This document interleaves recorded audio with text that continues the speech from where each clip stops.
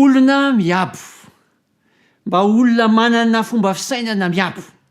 zany no faniriana ho aso anao mba olona miabo ane zaho sy anao mba olona pozitif amin'ity fiainana ity raha avy nijery ny tontolo ny antsoina hoe fomba fisainana miabo isika dia hiditra kosa amin'ny hoe inona moa ireo tombontsoa azo avy amin'ny fananana zany atao hoe fomba fisainana miabo izany betsaka izy ireo fa santonany amin'izy ireny ihany no holazaiko amintsika dia ao ny hoe fifaliana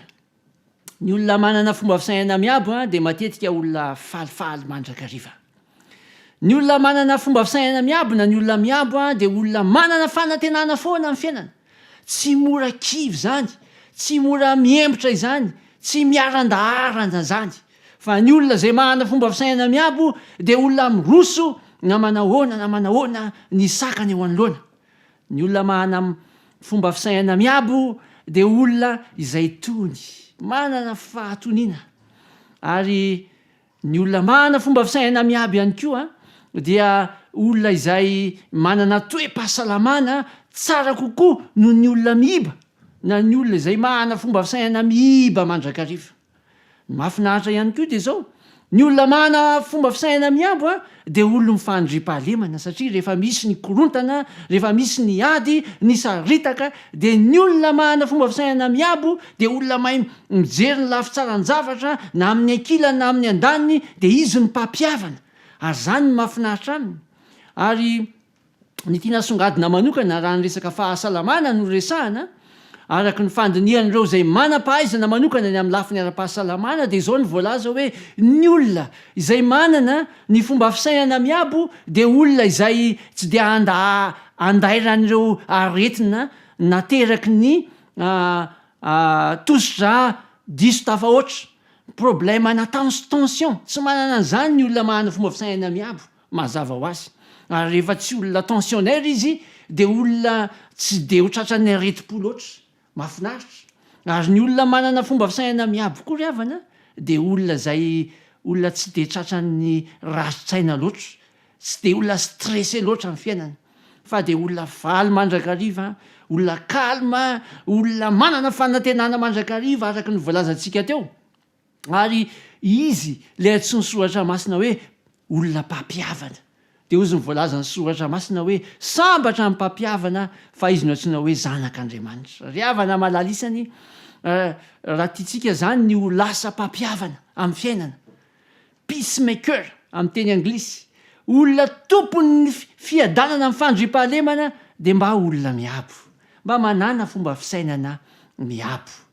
ary ity ny zavatra mahafinaritra ihany koa izay tombontsoa manokana rehefa manana an'izany fomba fisainana miabo izany isika dia zao ny akabeazan'ny olona rehefa andeha hanapa-kevitra dia mifantoka amin'ny lafy ratsin-javatra ary ny akabeazany akamaroany ny fanapahan-kevitra ny raisitsika dia matetika mifototra amin'ny trangan-javatra ratsy teo amin'ny fiainana dia maikitsika manapa-kevitra satria te hiala amin'iny zavatra ratsy iny te hiala amin'iny problème na iny olana iny zao nefa araky mifandinihan'ireo psikologa dia zao ny olona manana fomba fisainana miabo dia olona tsy mifantoka loatra amin'ny lafy ratsiny fa mahay mampisongadina koa ny lafy tsarany ary dia olona mahay mandanjalanja ary dia olona mahay manapa-kevitra tsara ry havana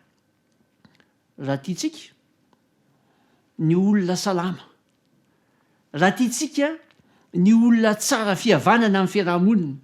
raha tiatsika ny olona mpampiavana raha tiatsika ny hanapa-kevitra tsara amin'ny fiainana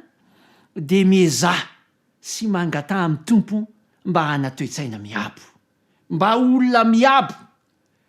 ozy ny soratra masina manao hoe raha azo atao dia ataovy izay havananareo amin'ny olona rehetra Romanina 12 ny 9:20 koa raha tiatsika zany ny havana hitondra fiadanana fandrim-pahalemana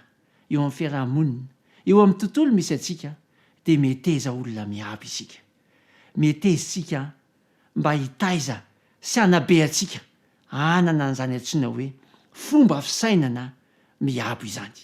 ny tompo any omba antsika ka mba ho tanteraka amintsika izany. Amen. Iary vavaka isika ry havana, rainay tsara sy masina izay an-danitro, maniry indrindra izahay mba ho salama, maniry indrindra izay tompo mba hitondra fifaliana, maniry indrindra izahay mba hitondra fanantenana eo amin'ny fiarahamonina izay misy anay, maniry indrindra izay tompo mba hitondra fiadanana, fandripahalemana, maniry izay tompo mba hay anapa-kevitra tsara eo amin'ny fiainanay. Mangataka izay tompo noho ny fahasoavanao, ny amin'ny herin'ny fananao masina, mba ampitoetra ao anatinay ny toe-tsaina miabo, ka ho lasa olona miabo izahay. Izany io rinay sangatahanay